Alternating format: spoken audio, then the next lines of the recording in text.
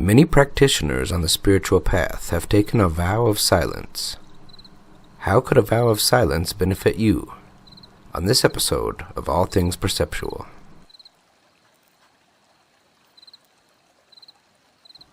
What happens when a person is silent for a long period? Outer noise goes first, then inner noise diminishes. When quiet is allowed to reign, sound takes on a new quality, especially sounds in nature. The breeze, the rustle of leaves. Silence makes room for a chance for deeper listening and can lead to a profound inner calm. You don't have to be a monk or live in a monastery to take a vow of silence.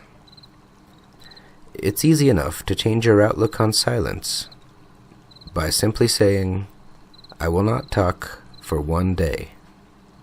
If one day is too much, then dedicate just 1 hour to complete silence.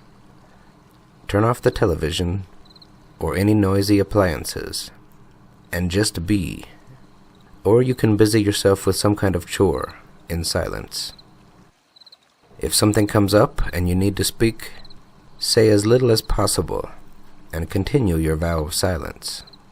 This can have a profound effect on your state of mind and your outlook on dialogue, especially the internal dialogue. During times when I have taken a vow of silence, I have discovered how special words really are. When your vow of silence is complete, words become special again.